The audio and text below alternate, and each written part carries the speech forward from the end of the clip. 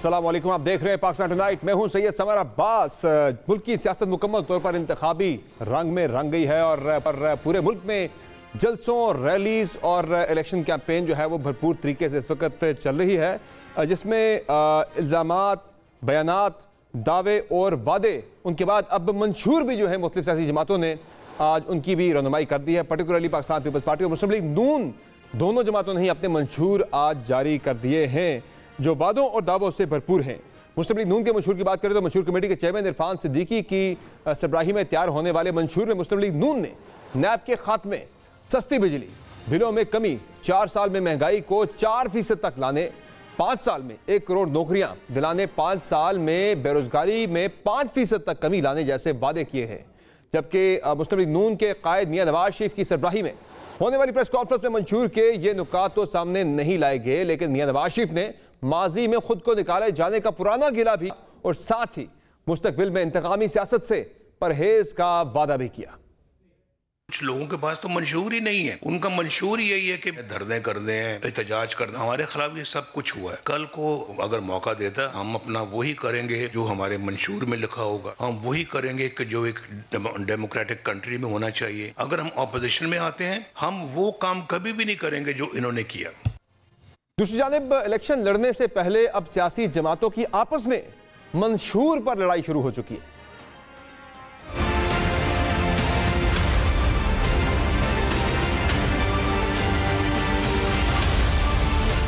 नवाज शरीफ को दावत दें, आपके सुबह का फायदा करें, वहाँ पर मुनाजरा भी होगा, वहाँ पर मुआवजा भी होगा और पता चल जाएगा कि नवाज शरीफ की क्या खिदमत है।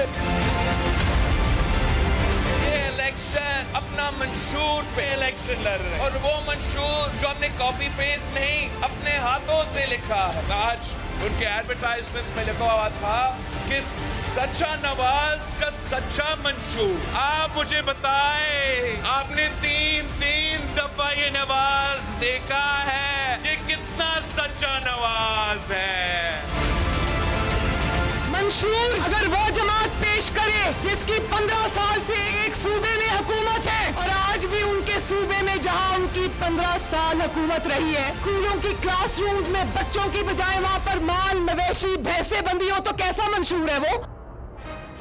इसी शोर शराबे में पीपल्स पार्टी ने भी अपना मंशूर आज पेश कर दिया, जिसमें वो कहते हैं कि चुनो नई सोच को, उनका इसमें स्लोगन है इलेक्शन के अंदर। अब इस मंशूर के वाले से ही हमने आज खुसूसी प्रोग्राम हमने तश्कील दिया है, जिसमें हमने अपने रवायती पैटर्न के अलावा हमने कहा आज बात करेंगे हम तीनों जो बड़ी सियासी जमातें जो कि कॉन्टेस्ट कर रही हैं। पाकिस्तान पीपल्स पार्टी इलेक्शन में हिस्सा ले रही है, भरपूर तरीके से नून लीग हिस्सा ले रही है। तहरीक इंसाफ जो है बतौर जमात हिस्सा नहीं ले पा रही, उनके इंडिपेंडेंट्स जो है इस इलेक्शन में हिस्सा ले रहे, जो कि बल्ले का इंतखाबी निशान सुप्रीम कोर्ट ऑफ पाकिस्तान के फैसले के बाद उनसे ले लिया गया था। तो तीनों जमातों के नुमाइंदे हमने आज के प्रोग्राम में उन्हें मदऊ किया है, उनसे बात करेंगे इन पोलिटिकल पार्टीज के वाले से, उनके पास प्रोग्राम क्या है पाकिस्तान को मुआशी बहरान से और दीगर जो पाकिस्तान के मसाइल हैं उनसे निकालने के लिए। आज हम सियासी बात कम करेंगे, इश्यूज़ पे हम ज़्यादा बात करेंगे आज के प्रोग्राम में। हमें ज्वाइन किया है प्रोग्राम में मुस्लिम लीग नून से निहाल हाशमी साहब ने, पाकिस्तान पीपल्स पार्टी से हमें ज्वाइन कर रहे हैं मौला बख्श चांडियो साहब, जबकि हमें ज्वाइन किया है पाकिस्तान तहरीक इंसाफ के रहनुमा अजहर सिद्दीक साहब ने। बहुत शुक्रिया आप तीनों मेहमानों का अपने प्रोग्राम में कीमती वक्त दिया, क्योंकि आप तीनों बड़ी पोलिटिकल पार्टीज को रिप्रेजेंट करते हैं। तो पहले ज़रा सियासत की बात ही करते हैं। मंशूर आ चुके हैं, पीपल्स पार्टी का मंशूर आ गया, मुस्लिम लीग नून का मंशूर आ गया। तहरीक इंसाफ ने मंशूर पेश नहीं किया, वो जस्ट वो उनका जो है एक है कि हमने जो है जो उनके पॉपुलिस्ट एक नारे जो चल रहे हैं कि गुलामी ना मंजूर, उस तरह के जो है नारों के ऊपर ही तहरीक इंसाफ इलेक्शन लड़ी को बाज़ाब्ता मंशूर पेश नहीं किया गया। अजहर सिद्दीक साहब, क्या वजह है तहरीक इंसाफ जो है वो बाज़ाब्ता मंशूर क्यों नहीं लाई? आप बतौर जमात इलेक्शन कॉन्टेस्ट नहीं कर रहे, बल्ले के इंतखाबी निशान पे नहीं लड़ रहे, लेकिन आपकी जमात जो है वो इंडिपेंडेंस की हैसियत में ही इलेक्शन तो लड़ रही है। बहुत शुक्रिया। देखिए, एक बड़ी वाज़ेह बात है, पाकिस्तान तहरीक इंसाफ जुबानी कलामी जो बेवकूफ बनाए जाते थे उन पर यकीन नहीं रखती है। ये जो मंशूर आज तक बता दें कौन सी सियासी जमात है जिसने मंशूर, पाकिस्तान तहरीक इंसाफ एक वाहिद सियासी जमात है जिसने मंशूर का बाकायदा एक तरीकाकार रखा, फिर उस मंशूर पे अमल दरामद कराया, फिर उस मंशूर पे बाकायदा डिस्कशंस होती रही। और अभी भी हमारा मंशूर देखे, हमारा मंशूर बड़ा वाज़ेह है, हमारा मंशूर है बड़ा अवामी मंशूर।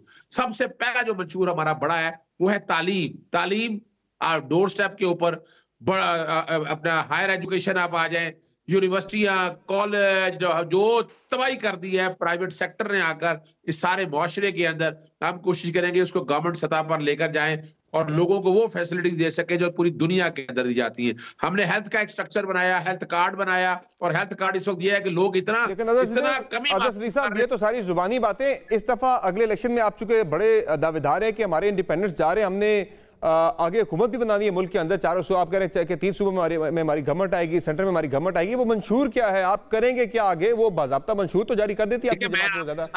मैंने आपके सामने जो बात रखी है यही तो रखी है। हमारा जो पहले मंशूर चला आ रहा है, जिसकी बुनियाद पर हमने 3.5 साल कारकर्दगी की, हुकूमत की ये एडवांटेजेस लिए, वो ही चलना है आगे। लेकिन उससे आगे जो मॉडर्नाइजेशन का कॉन्सेप्ट है, हम ये मेट्रो शेट्रो या मोटरवे के कॉन्सेप्ट पर नहीं जा रहे। हम आएंगे बुलेट ट्रेन के ऊपर, हम आएंगे उन चीजों के ऊपर। हम जो हमारी पीआईए का सत्यानाश हो गया है, जो हमारे रेलवे का सत्यानाश हो गया है, हमने बड़ों का टैक्स बेस निजाम बेहतर करना है। ये कोई यानी कोई छोटी बातें नहीं है। और मुझे ये मैं जो बात कहना चाह रहा हूँ कि किसी सियासी जमात ने आकर ये उस मंशूर को सर कोई डॉक्यूमेंटेड होना चाहिए जिस पर हम कल को आपसे क्वेश्चन कर सकें कि आपने ये वादा किया था, आपने वो वादा पूरा नहीं किया। और आप जो कह रहे हैं कि 2018 वाला मंशूरी आपका मंशूर आज, तो 2018 में हालात कुछ और थे, आज हालात यकसर बदल चुके हैं। 5 साल बाद बहुत सारी चीजें बेहतर हुई, बहुत सारी पहले से ज्यादा खराब हुई। तो एक बाज़ाब्ता मंशूर तो एक चाहिए था आपका। उस वक्त आपका गुलामी ना मंजूर का नारा नहीं था, एब्सोल्युटली नॉट, उस वक्त आपका नहीं था, हम कोई गुलाम है ये आपका नहीं था। आज आपकी चीजें चेंज हो गई काफी हद तक, बहुत ज्यादा। समर साहब देखिए, समर साहब ये जो बातें हैं ना, ये जो गुलामी ना मंजूर, अपना जबर जो, और जो हर इदारा हर अपने दायरे इख्तियार में काम करेगा, ये तो आईनी बातें हैं सारी।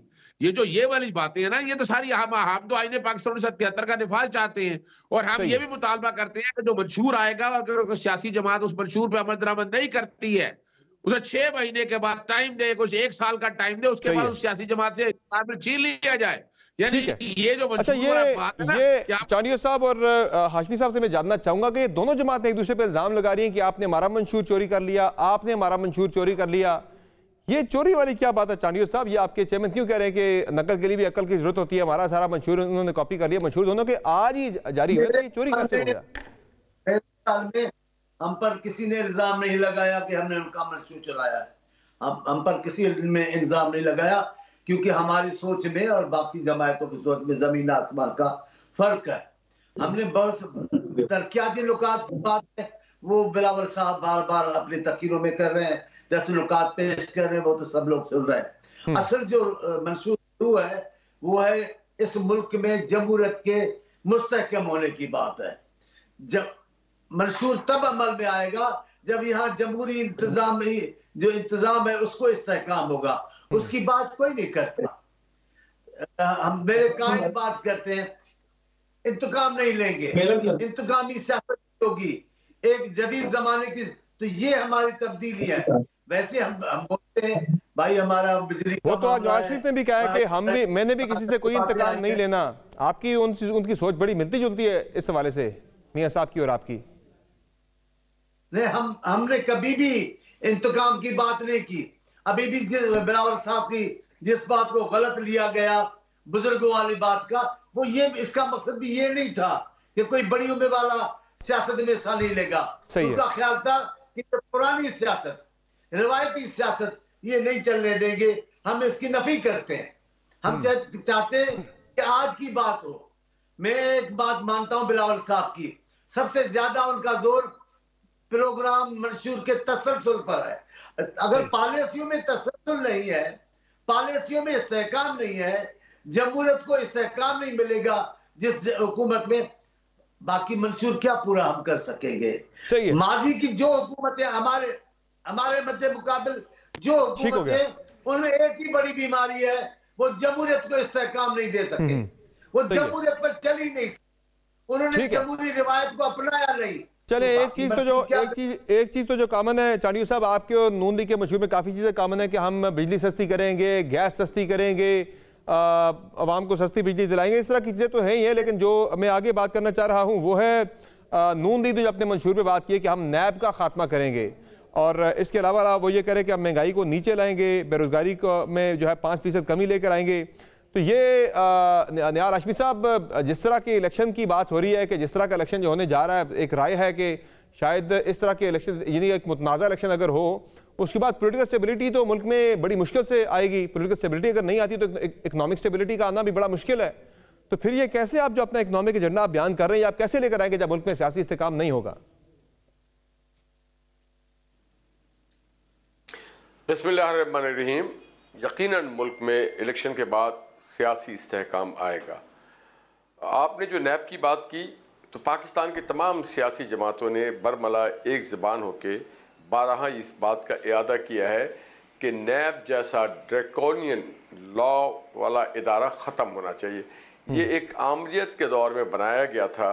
इनिशियली ये पाकिस्तान के सियासतदानों के हाथ मरोड़ने थे, उनके साथ ज़्यादती करना था। उसके बाद उसका दायरा उन्होंने वसी करते करते बिजनेसमैन, मीडिया हाउसेस के मालकान, उसके एडिटर्स, उसके वर्कर्स, और फिर वहाँ से आगे बढ़ा तो ट्रेडर्स और एग्रीकल्चरिस्ट और तमाम जो भी अलगर्ज स्टॉक एक्सचेंज के लोग हो, बिजनेस के सेक्टर हो, बैंकिंग सेक्टर के हो।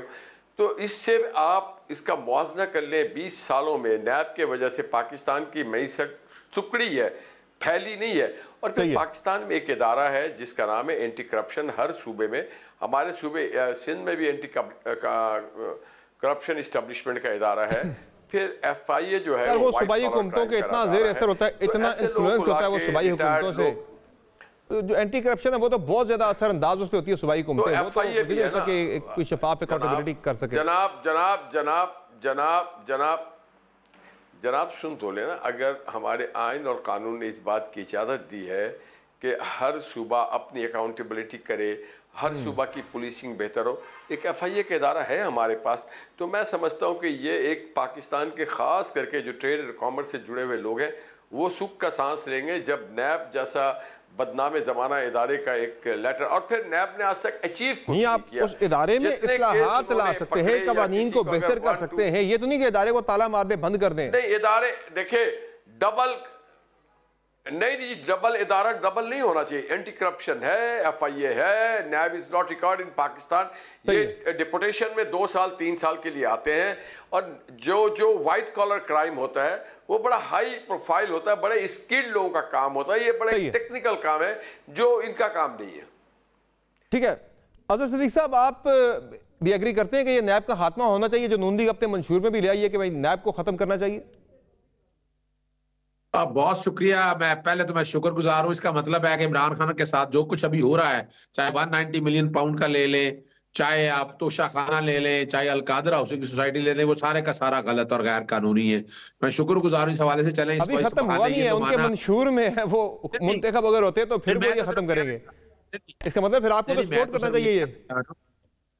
नहीं, मैं तो ये सिर्फ कहना चाह रहा हूं कि इस बात को सामने, इसमें कोई शक नहीं है कि पॉलिटिकल इंजीनियरिंग होती रही है, लेकिन मैं नहीं समझता कि अकाउंटेबिलिटी का इदारा किस, इसमें कोई शक नहीं है कि जो एंटी करप्शन डिपार्टमेंट है हमारे सामने, हम तो फेस कर रहे हैं उनसे भी सूबों में। हम तो चाहेंगे एंटी करप्शन डिपार्टमेंट भी जो है ना, जिस तरह का ये इदारा है, ये सूबाई हुकूमत के अंडर है, ये सूबाई हुकूमत से निकालें इसको। ये एक इंडिपेंडेंट इदारा होना चाहिए और इंडिपेंडेंटली सारे मामले को देखना चाहिए। और इसको, और ये वाला वो इदारा ऐसा होना चाहिए जो कोर्टों के अंदर जाना चाहिए। एंटी करप्शन वाला जहां तक नैब वाला है, नैब का जो ये करैक्टर है खास तौर पर पॉलिटिकल इंजीनियरिंग का, और ये पॉलिटिकल इंजीनियरिंग अभी जितनी जोरों शोर से जारी आपके सामने, आफ्ताब सुल्तानियान चेयरमैन नैब थे कि जब ये वाले 190 मिलियन पाउंड के केसेस आए तो उन्होंने इनकार कर दिया, उन्हें इस्तीफा देके जाना पड़ा, प्रोसिक्यूटर जनरल का इस्तीफा देना पड़ गया। और इसमें जो चेयरमैन नैब है, हर एक को पता है, फिर प्रोसिक्यूटर जनरल जो आए, फिर उसके बाद आपने नैब ने देखा कि नैब इस वक्त किसके हाथ में है, नैब नून लीग के हाथ में है। यानी उनके वकील जो अमजद परवेज साहब हमारे दोस्त हैं, वो नवाज शरीफ के भी वकील है, उधर नैब का भी वकील है, उधर इलेक्शन कमिश्नर के भी वकील है। तो फिर आप भी नून लीग के मंशूर में इस पॉइंट को सपोर्ट करते हैं कि नैब का खात्मा होना चाहिए? मैं खत्म करने को सपोर्ट नहीं कर रहा। देखिए, मेरी जाती राय है कि मैं खत्म करने को सपोर्ट नहीं करता। मैं समझता हूँ एंटी करप्शन का डिपार्टमेंट ये रहना बहुत जरूरी है, इस मुल्क की तरक्की के लिए जरूरी है, लेकिन इसको चैनलाइज करना है कि ये पॉलिटिकल इंजीनियरिंग के लिए इस्तेमाल ना हो सके। और आप बिजनेसमैन को, एक आम जो सबसे ज्यादा नुकसान पहुंचाया वो बिजनेसमैनों को बचाया, बहुत से कारोबार तबाह हो गए नैब की वजह से, इसमें कोई शक नहीं है। यानी हाउसिंग सोसाइटी, यही बात जब आपकी हुकूमत थी, आपको नून लीग वाले समझाया करते थे, उस वक्त आप कहते थे नहीं बिल्कुल ये गलत कर रहे हैं, ये तो NRO मांग रहे हैं, ये अपने फायदे के लिए सारी बातें कर रहे हैं। आज जब आप आए हैं चक्की में तो आपको समझ आने लग गई है कि वाकई नैब जो है ये पॉलिटिकल विक्टिमाइजेशन का एक टूल है। बड़ी मशहूर बात है, जब बिके ना थे देखता ना, उन्हें खरीद कर अनमोल कर दिया। बात सिर्फ इतनी है कि जो कुछ हम अब देख रहे हैं ना, हम देख रहे हैं, हमने देखा है, हम आज भी महसूस करते हैं बैरियर टाउन के साथ बड़ी ज्यादती हुई है कि बैरियर टाउन एक प्राइवेट हाउसिंग सोसाइटी है। उसने किया क्या ऐसा, क्या किया उसने, क्या लोगों ब्यूरोक्रेसी को पैसे लिए हैं? यानी उसके खिलाफ जिस तरह का ये, और अगर आप अगर बैरियर की हकीकत सुने जरा एक मिनट। चले, आपका पॉइंट आ गया सर, आपका पॉइंट आ गया सर, ठीक है। मैं सिर्फ एक बात कर लूं, हकीकत सुने। आज तक आपको पता है कि हाइड पार्क जो है हसन हुसैन क्यों बेचा था 2015 में जब पनामा आ गया था, और ये क्यों मलक रियाज को बेचा गया? 38 अरब का 50 अरब में बेचा गया। किसी ने उस बात की इंक्वायरी की आज तक? किसी ने ये सारे मामले देखे किसी ने आज तक?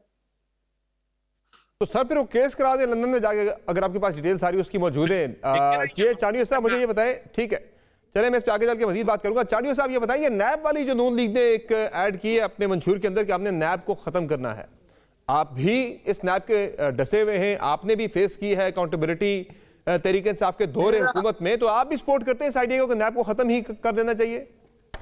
समर, मेरा अपना ख्याल है, ईमान है मेरा कि कोई भी मुहज़्ज़म मुल्क एहतसाब के बगैर नहीं चल सकता। हर मुहज़्ज़म समाज में एहतसाब की रवायतें मिलती हैं, लेकिन इस एहतसाब का मुंह काला करने में नून लीग का बड़ा हाथ है। जब सैफुर रहमान साहब आए तो उन्हें तबाही करके रख दी, वो एहतसाब खत्म हो गया। वो एहतसाब नहीं था, वो इंतकाम था। उसने बुनियाद रखी, उन्होंने इंतकामी का, फिर दूसरी हुकूमत आकर उसकी तब्दीलियां नहीं की, उसको और मजीद बढ़ाया। आप देख लें, एहतसाब होना चाहिए, एहतसाब के बगैर कैसे मामला चलेगा? लेकिन ये एहतसाब नहीं करते, ये इंतकाम लेते हैं। लेकिन वो तो नैब ही खत्म कर रहे हैं, वो कैसे इंतकाम लेंगे? वो जो बिलावल भुट्टो ज़रदारी का पूरा बयानिया है कि मियां नवाज शरीफ हुकूमत में आके इंतकाम लेंगे, वो इंतकाम का टूल जो इदारा है नैब, वो कह रहे हैं हमने वो इदारा ही खत्म करना है हमने, तो फिर तो वो बात आपकी दुरुस्त साबित नहीं हो रही। बात में इस नुक्ते पे अभी नहीं कर रहा, मैं तफसील बता रहा हूं अपनी तरफ से कि तबाही कैसे आई थी। अब तबाही की दुरुस्ती करना चाहते हैं। आपको याद नहीं है, इनके एक मिनिस्टर है, मैं उनका बड़ा एहतराम करता हूं, उन्होंने कहा नेब के नाखून उतारने पड़ेंगे, नेब शरीफों की पगड़ियां, जब अपनी पगड़ी में हाथ डाला तो निकाल पगड़ी उतारता फिरता है नेब लोगों, शरीफ लोगों की। ये नून लीग में शरीफ लोग बैठे हैं, बाकी जिनकी पगड़ी उतारी वो शरीफ लोग नहीं है। असल बात यह है इस इदारे को, तो आपको ये फिर चांडियो साहब इलेक्शन के बाद अगर नून लीग आ जाती है इक़्तिदार में, तो आपको लग रहा है कि ये खत्म नहीं करेंगे, जस्ट एक ये मंशूर में शामिल कर दिया, खत्म नहीं करेंगे, इसे यूज करेंगे? समर, अगर एक मैं जुमला पूरा नहीं करूंगा तो मशीन थोड़ा ही हूं, एक जुमला पूरा नहीं करूं दूसरा जुमला बोल दूं, मैं तो बातें भूल जाता हूं। मैं आपसे उम्र में बड़ा हूं, बातें भूलने क्या, मैं जो आप पूछोगे मैं वो कहूंगा, लेकिन मेरे को बात पूरी करने दे। मैं कह रहा हूं एहतसाब की रवायत तो है, एहतसाब की रवायत को इंतकाम की रवायत में तब्दील करना नून लीग का काम था। ये नून लीग ने किया। बेनजीर साहबा के लिए जितना कुछ किया नून लीग के जमाने में हुआ, आप तस्वर तो करें। आसिफ साहब के साथ जितना किया नून लीग के जमाने में हुआ। अब कहते हैं उसे जान, अब क्योंकि अपने गले में पड़ गई है, अब अपने गले में मामले आ गए, अब उन पर बहुत सारी बातें आ गई हैं। मैं नहीं कहता कि ये कानून फिर हो नून लीग लटकी जाए, मैं ऐसा भी नहीं कहता। हम कहते हैं भाई दुश्मन खुशी ना करिए, सजना मी मर जाना हूं, लेकिन आप रिवायत को अच्छी रखें। सही, आप अपनी बातें करते चले जाएंगे। आपने बेड़ा गर्क किया हुआ है एहतसाब का, आपने तबाही की हुई है एहतसाब की, आपको पता है हुआ क्या? आप इंतकाम की कार्रवाइयों में पीटीआई फिर आगे आ गई। आप देखें क्या हुआ, बिलावल साहब की फूफी, आसिफ साहब की बहन किस अंदाज से रात को ठीक हो गया, घर से जेल में ले आए। आपका जवाब आ गया सर। आसिफ साहब की तवील जेल में जिंदगी गुजारना, ठीक है, सब्र तो करे। और अब आप कह रहे हैं कि ये सब कुछ पीटीआई के साथ होने वाला है, क्या आई? सही है। चले सर, मुझे एक ब्रेक लेनी है, वापस आएंगे, मजीद बात भी करेंगे। दीगर बड़े पॉपुलिस्ट नारे हैं कि बिजली सस्ती कर देंगे, गैस सस्ती कर देंगे, क्या ये मुमकिन है? रियलिस्टिक नारे हैं या जस्ट एक ये इंतखाबी नारे? अमलन ऐसा कुछ हो नहीं पाना, पाकिस्तानी अवाम का कोई रिलीफ नहीं मिलने वाला। बातों की ब्रेक के बाद हमारे साथ रहेंगे।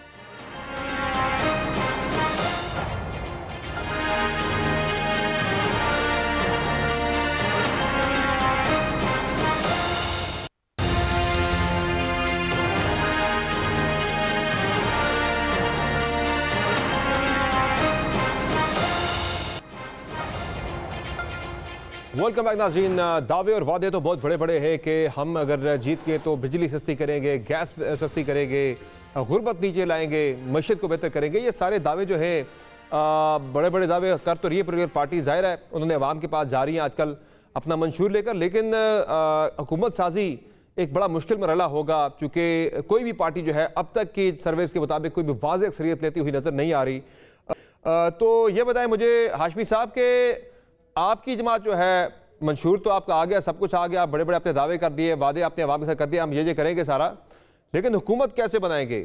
एक यानी कि इस वक्त आपके पास बड़ा आइडियल माहौल है कि तहरीक साहब के जो बानी चेयरमैन हैं वो जेल के अंदर हैं, उनके वाइस चेयरमैन जेल के अंदर हैं, कप्तान नायब कप्तान दोनों जेल के अंदर हैं, पार्टी से बल्ले का इंतखाबी निशान ले लिया गया है, लोग उनके इंडिपेंडेंट इलेक्शन लड़ रहे हैं।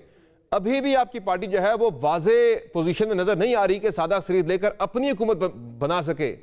तो कैसे आप हुकूमत बनाएंगे और कैसे ये सारे मंशूर पे अमल दरामद होगा? देखें समर भाई, 2018 में मोहम्मद नवाज शरीफ साहब जेल में थे, मरियम नवाज साहबा जेल में थे, उसके बावजूद हम इलेक्शन जीत चुके थे। जो हमारे जिनकी आप जेल में बात करें वो अगर आरटीए ना बैठाया जाता, अगर साकिब निसार, आसिफ सईद खोसा, गुलजार अहमद उनके पुष्ट पे आके और बाजवा साहब और फैज हमीद की फैज ना होती तो पंजाब में उसके बावजूद हम सिंगल लार्जेस्ट पार्टी थे। तो ये तो तांगे की पार्टी को बना दिया गया। वो तो नवाज शरीफ है, वो तो मंशूर ही नहीं देते हैं, बल्कि उस पे ग्राउंड पे आपको नजर आता है पेशावर से लेके कराची तक मोटरवे, ग्वादर से लेके कराची तक एयरपोर्ट का जाल, इस्लामाबाद हो, लाहौर हो, मुल्तान हो, पेशावर हो, आपको एयरपोर्ट की नई इमारतें, आपको येलो कैप नजर आता है, सनत नजर आता है, आपको बिजली घर नजर आती है, आपको सी पैक के मंसूबे नजर आते हैं, बच्चों के हाथ में लैपटॉप नजर आता है, GDP 5.8 नजर आता है, ज़राअत नजर आता है, सस्ताई नजर आती है। हमने डिलीवर किया है, हम मंशूर से ज्यादा यकीन रखते हैं। तो ये बताएं मुझे हाशमी साहब, हर तरह की प्लानिंग पार्टियां करती हैं। सुन ले, आप 2-4 और भी ऐसे ले आए जी। मैं कह रहा हूं कि आपकी पार्टी जो है ये अभी बात यह है कि तहरीक साहब तो चूंकि इंडिपेंडेंट इलेक्शन लड़ रही है, पीपल्स पार्टी ने कह दिया भाई हम तो नून लीग के साथ हुकूमत में नहीं जाएंगे, तो वो तो वहां से तो आपको बिल्कुल एब्सोल्युटली नॉट का जवाब आ गया है। तो पीटीआई के फिर अगर आपको इंडिपेंडेंट तोड़ने पड़ गए जरा सिनेरियो बन सकता है कि आपकी सीटें इतनी सीटें आपकी ना है। एक मिनट सुने, तो फिर पीटीआई के इंडिपेंडेंट्स को आप तोड़ेंगे? आपके कोई है राब्ते वगैरह लोगों के साथ सीटों पे आए?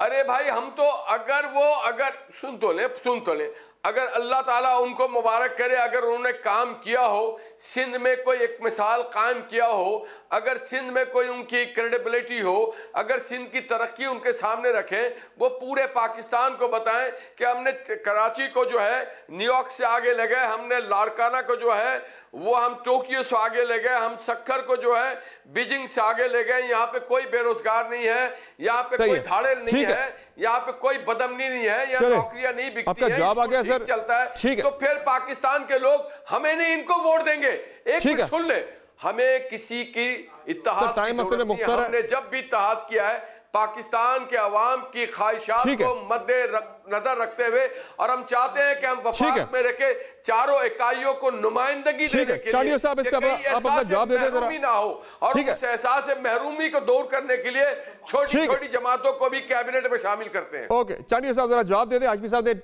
डायरेक्टेड था बहुत ज्यादा पीपल्स पार्टी के ऊपर, आप जवाब देते फिर मैंने आगे बढ़ना है कि आप गवर्नमेंट फिर ये भी बता दें आप कैसे बनाएंगे, पीटीआई के कितने इंडिपेंडेंट्स आप मिला लेंगे साथ, आपको राब्ता वगैरह है उनके साथ? मैं छोटी सी बात करूं, एक दो बात अलग भी करना चाहता हूं आपके सवाल से हटकर भी, कि पाकिस्तान का अहम मसला है तवानाई का, लेकिन तवानाई के लिए जो भी बड़े उठाए वो पाकिस्तान पीपल्स पार्टी ने उठाए। अभी आप ईरान के साथ गैस का मंसूबा जो मियां साहब ने आकर रोका, वो किसका कारनामा है? वो आसिफ अली ज़रदारी का। वो बार बार जाकर सीपेक के मंसूबे के लिए, अब भले वो जिम्मेदारी उठाए, हमारा कारनामा है, लेकिन जैसे एटमी प्लांट का ले रहे हैं कि एटमी कारनामा हमारा है, लेकिन असल मसला तो पीपल्स पार्टी का है।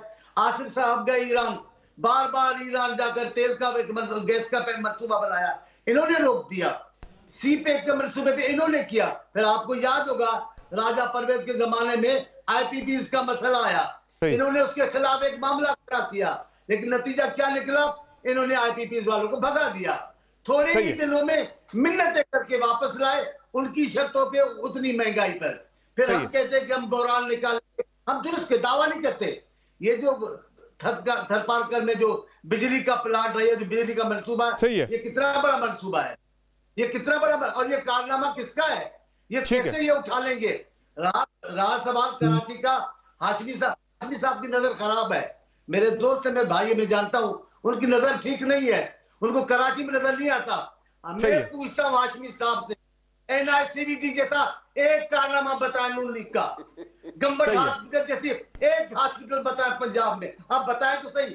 थरपारकर यहाँ बैठ के थरपारकर बातें कर रहे हो। चले, आपका जवाब है सर। वैसे बिलावल भुट्टो जरदारी साहब ने मनाजरे की दावत भी दी है, मियां नवाज शरीफ साहब को मनाजरे का चैलेंज भी दे रखा है।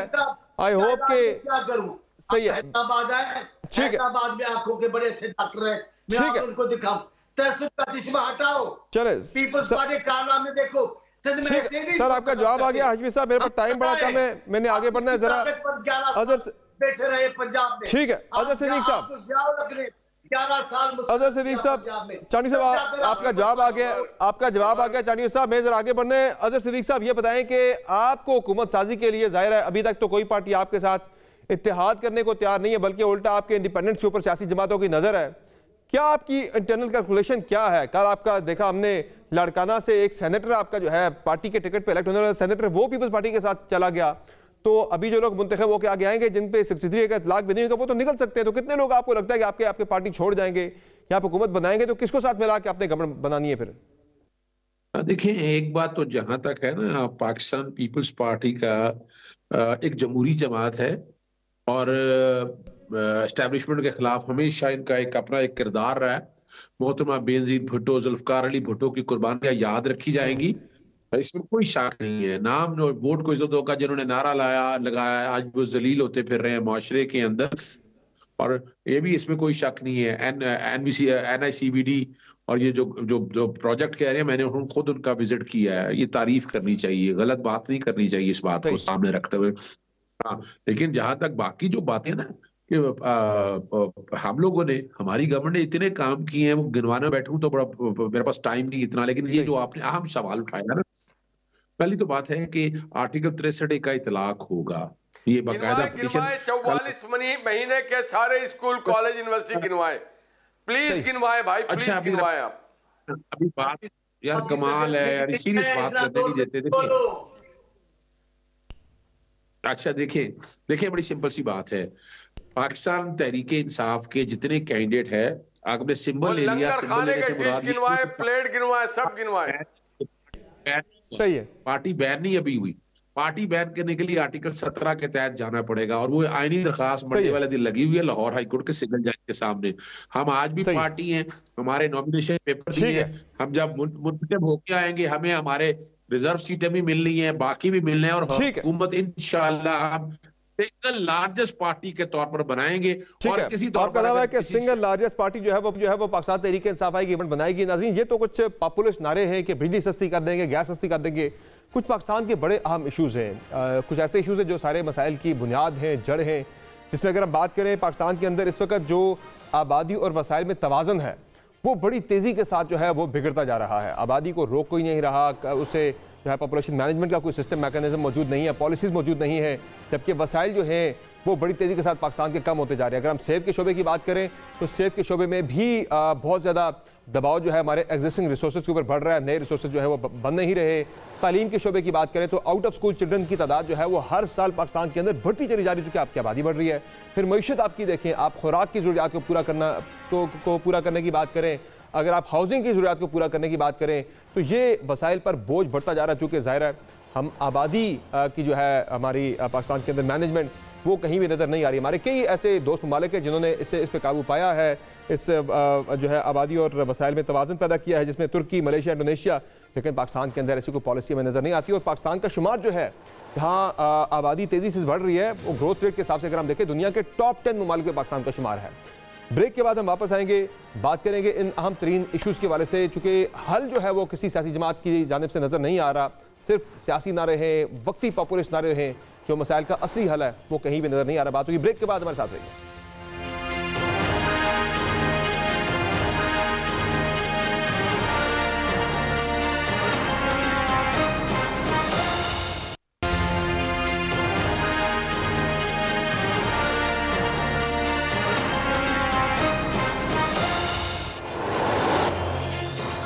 वेलकम नाज़रीन। ब्रेक से पहले हमने बात की थी मदर ऑफ ऑल इशूज़, जिसमें तालीम के इशूज़ की बात करें, सेहत के इशूज़ की बात करें और मुआशी अगर बहरान की बात करें, ज़राअत के इशूज़ हैं, हाउसिंग के इशूज़ हैं।